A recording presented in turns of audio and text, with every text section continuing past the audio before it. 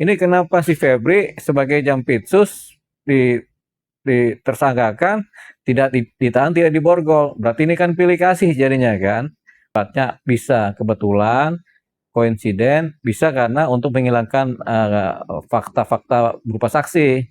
Kalau memang dia ada saksi mahkota, lebih lebih serius lagi si pihak kepolisian untuk menyelidik dan menyidik kasus kematiannya.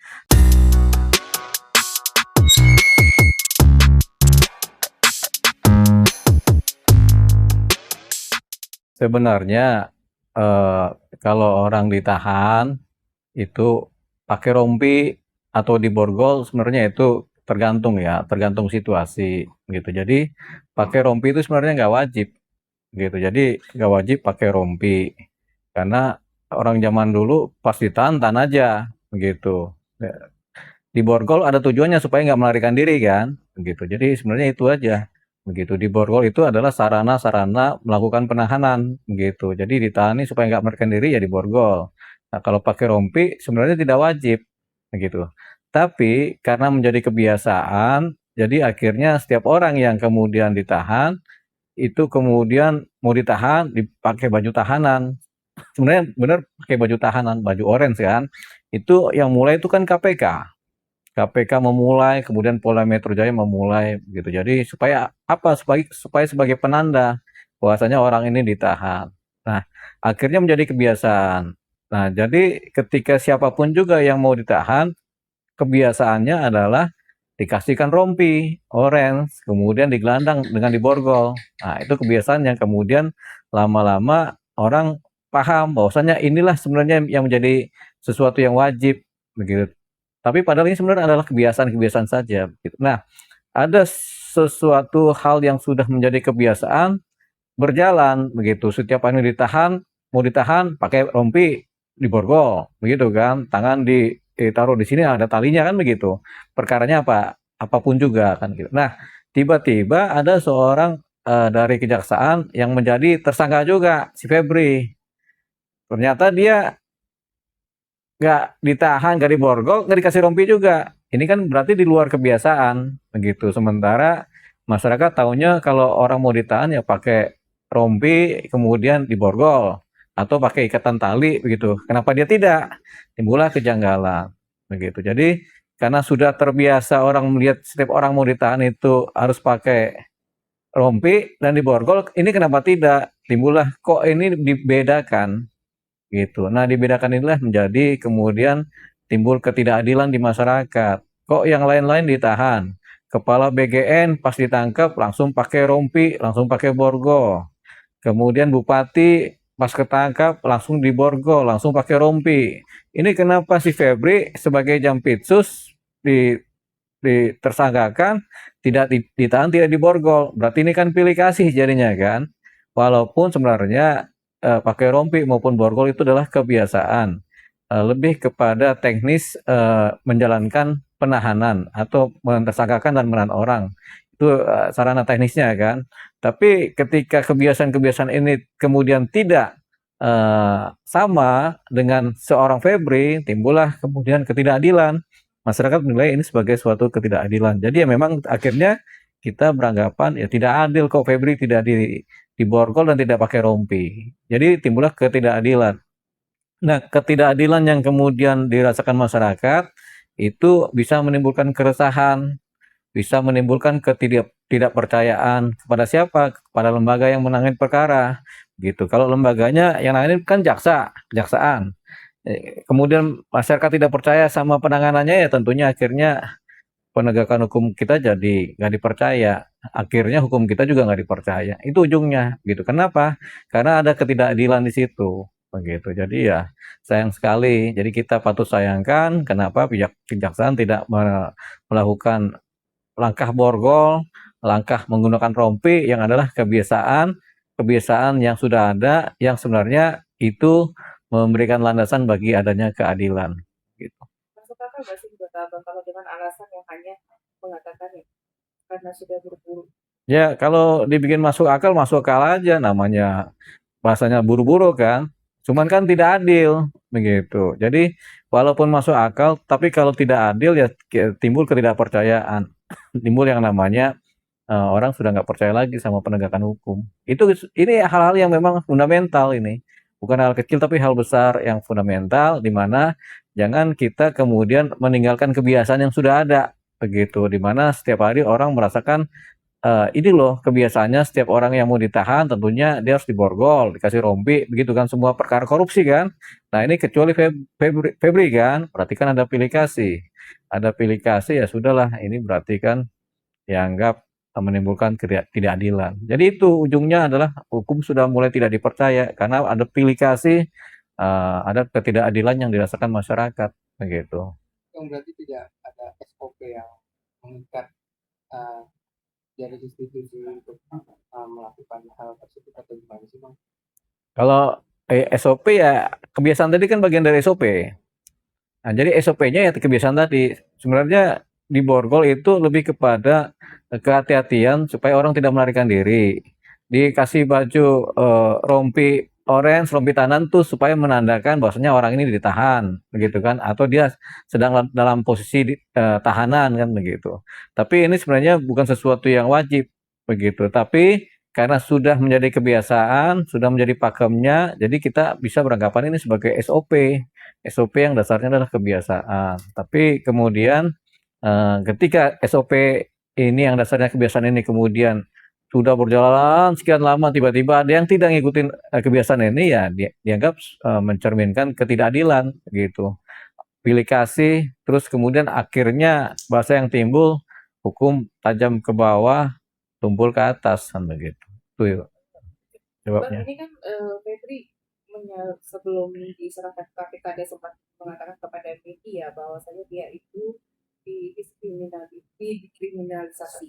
Ya. Nah, karena perintah dari pimpinan, makanya dia bersedia untuk ditahan ini. Dia akan menghadapinya. Ada kata pimpinan, ini sangat menarik sih Bang. Ya. Ya, jadi ini sudut pandang si Febri Jampitsus kan, sudut pandang dia, saya dikriminalisasi, kata dia begitu kan.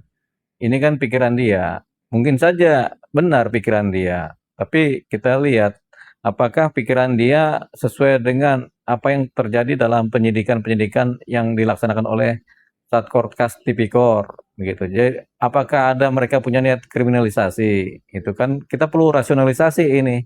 Bahwasanya nampaknya jauh Satkorkas Tipikor melakukan langkah-langkah yang sifatnya upaya kriminalisasi. Tentunya mereka bekerja berdasarkan SOP, pedoman-pedoman penegakan hukum, pencarian-pencarian bukti, penyelidikan-penyelidikan yang panjang, interview, kemudian pemeriksaan saksi-saksi, sampai kemudian mereka dapatlah targetnya, begitu kan. Dan tidak tidak gampang mentersangkakan orang, tentunya sudah ada alasan-alasan yang kuat yang dimiliki oleh Satkorkas Tipikor. Persoalannya Febri ini kan nggak ngerti yang di situ kan, dia nggak ngerti apa yang sedang terjadi penyidikan di Satkorkas Tipikor kan. Nah dalam pikirannya kayaknya saya dikriminalisasi ini, gitu. Jadi itu yang ada di pikiran Febri, baik secara persangkaan kebetulan ataupun memang dia sengaja menyatakan demikian dengan tujuan membuat alibi baru begitu. Jadi tentunya orang kalau menjadi tersangka atau mau dituduh bersalah kan harus mencari pembelaan diri. Febri juga kan melakukan demikian, melakukan upaya-upaya pembelaan diri dengan cara apapun juga begitu. Jadi termasuk dia bilang dia dikriminalisasi, tapi itu kan pikirannya dia gitu. Pikiran rasional dari penyidikan kan belum tentu seperti yang dia pikirkan gitu. Jadi kita karena Satkorkas Tipikor ini penyidiknya banyak dan didahului dengan beberapa kali gelar perkara, beberapa kali silang-silang informasi begitu. Jadi pengumpulan data yang komplit ya akhirnya kita beranggapan yang rasional ya yang dikerjakan oleh Satkorkas Tipikor dengan tidak punya maksud untuk mengkriminalkan seseorang. Tapi karena ada bukti-bukti dan fakta-fakta yang sudah ada, yang memang banyak laporan masyarakat juga yang sampai ke Satkorkas Tipikor yang menyatakan ini loh Febri ini banyak meras-meras orang kan begitu. Jadi akhirnya diperiksa lah dia begitu kan, diselidiki dan ketemu begitu. Karena kasus ini ramai juga ada pemberitaan baru kalau mantan penjaga rumahnya Febri meninggal dalam banyak yang beranggapan kalau dia dibunuh kalau juga akan menjadi saksi saksi mahkota di persidangan nanti? Ya, tentunya kalau yang meninggal itu kepala rumah tangganya dari rumahnya Febri, tentunya banyak orang akhirnya mengkaitkan ke sana karena ini kan sifatnya bisa kebetulan, koinsiden, bisa karena untuk menghilangkan fakta-fakta berupa saksi. Ya, daripada lu bicara macam-macam yang kemudian atau mungkin dendam sudah eh, menginformasikan kepada penyidik di kepolisian nih si kawan ini akhirnya udahlah kau harus dimatikan lah kan begitu kan. Itu bisa begitu juga begitu. Jadi itu baru sakit hatinya dendam. Belum kemudian supaya tidak ada kesaksian-kesaksian di persidangan. Tujuannya untuk kemudian mementahkan perkara kan. Itu juga salah satunya memang cara-caranya demikian menghilangkan saksi-saksi yang ada kan. Gitu. Nah, ini adalah dua faktor, baik faktor dendam maupun faktor supaya menghilangkan perkara di persidangan dengan tidak adanya saksi. Nah, faktor yang ketiga mungkin saja ini cuma kebetulan atau koinsidental semata gitu. Nah, tapi nanti untuk membuktikan mana yang paling benar dari tiga faktor dugaan penyebab ini, biarlah polisi bekerja karena kan kasusnya kematian ini kan sudah ditangani oleh pihak kepolisian tuh serius tuh pasti kalau memang dia ada saksi mahkota lebih lebih serius lagi si pihak kepolisian untuk menyelidik dan menyidik kasus kematiannya tujuannya untuk mendapatkan korelasi apakah dugaan pembunuhan ini ada kaitannya dengan perkara yang dia menjadi saksi atau tidak. Ada juga yang beranggapan kalau misalnya polisi sampai saat ini kan polisi masih mendalami kasus ini, Bang. Ada yang bilang juga kalau misalnya ini dibilang bunuh diri, kepercayaan masyarakat kepada polisi itu hilang. Karena kan ini bisa dibilang perang bintang antara kejaksaan sama Polda. Nah, kita nggak bisa sebut ini ada perang antar institusi ya. Jadi kita beranggapan tidak ada itu. Jadi yang ada ini yang tiga faktor tadi begitu. Nah, tiga faktor tadi lah yang akan diteliti oleh pihak kepolisian. Ya, apakah matinya karena dendam, apakah matinya karena untuk menghilangkan saksi, atau matinya karena memang mati karena kebetulan, bukan karena kesengaja. Jadi tiga ini yang dibuktikan.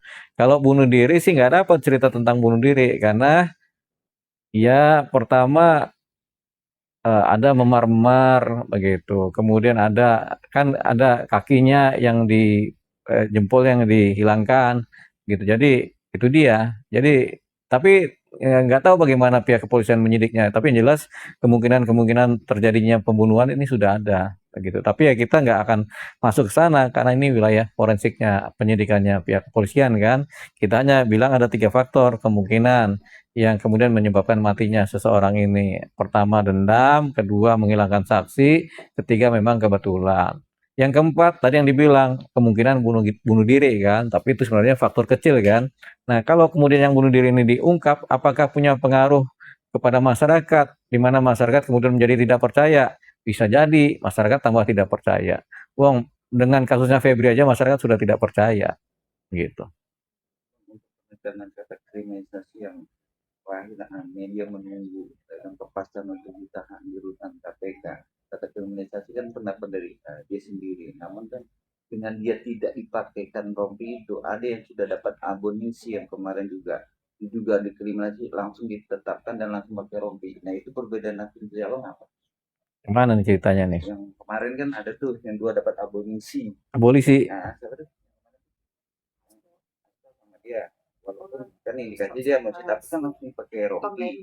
Oh ya, begitu. Jadi ini rompi nggak pakai rompi itu masalah kebiasaan. Jadi karena kebiasaan kemudian tidak diikuti, timbullah rasa ketidakadilan begitu. Nah, kalau kemudian dibandingkan dengan si Tom Lembong sama si Asto yang pakai rompi juga, begitu kan kebiasaannya kan mereka jalankan. Nah, ini yang Febri ini kan tidak dijalankan, berarti timbul ketidakadilan di mata siapa? Di mata para pihak si yang dituduh korupsi ini sama di mata masyarakat begitu. Timbullah rasa tidak adil ini. Kok si Febri berbeda dengan si Tom Lembong sama si Hasto. Tapi kita juga bingung juga tuh, kenapa si Hasto diabolisikan begitu kan? Begitu. Padahal diputus bersalah kan? gitu. Jadi itu yang kemudian hukum ini udah mulai teracak-acak sebenarnya, gitu. Nah, abolisi kan perintahnya presiden, ininya presiden kan, berarti ada hal di mana kasus korupsi kemudian bisa diampuni di Indonesia. Tapi kan ada pengamat mengatakan dengan ketegasan ya, dengan sudah ada bukti fakta, sudah jadi Ya, tersangka, ya kan, dan belum ada bukti dalam tanda kutip, apakah emang harus yang terberat kan hukuman mati kayak gini? Nah, karena pihak dari pengamat itu memang harus ada penekanannya itu gimana? ya kan hukum kita tidak hukum tentang korupsi ya, tidak ada tuh istilah hukuman mati. Yang ada hukuman serendah-rendahnya atau setinggi-tingginya kan begitu kan. Nah, tapi ketika hukum kita kemudian tidak ada kata serendah-rendahnya, jadi ada yang diputus cuma 3 tahun, ada yang 2 tahun. Kasus korupsi kan, ada yang 15 tahun. Gitu. Jadi terlalu variatif begitu. Makanya banyak pengamat minta ya sudah supaya Indonesia nggak ada korupsi, dihukum matilah para pelakunya atau hukum serendah-rendahnya seumur hidup atau serendah-rendahnya 20 tahun. Itu kan yang kemudian diniatkan oleh para pengamat. Tapi pembuat undang-undang, DPR maupun presiden sampai sekarang belum melakukan itu. Jadi hukum kita ini masih hukum yang lemah begitu. Hukum yang lemah karena hukumnya lemah akhirnya orang kemudian bisa melakukan langkah-langkah yang melanggar hukum gitu karena ya nanti kan bisa dinegokan begitu akhirnya ya orang berbondong-bondong melakukan korupsi khususnya para pejabat. Oke, Pak. Ini kan menyinggung Kejagung kemarin sempat mengatakan akan membentuk tim khusus untuk kasus Febri ini. Terutama kan tim khusus yang seperti apa kita nggak tahu ya Bang ya. Tapi dari DPR mendesak untuk Kejagung melakukan membentuk tim yang tidak ada afiliasinya ke Febri. Ya kan itu permintaan DPR.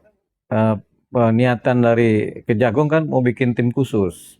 Tapi tim khusus kalau orang-orangnya kita nggak tahu siapa juga percuma juga mau dibikin tim khusus seperti apa. Jadi kita harus tahu dulu orang-orangnya siapa saja terkait tidak dengan Febri, terkait tidak dengan struktural Febri begitu. Apakah pernah jadi anak buah ataukah memang anak buahnya Febri begitu. Jadi tim khusus ini harus orang benar-benar yang lepas dari keterkaitan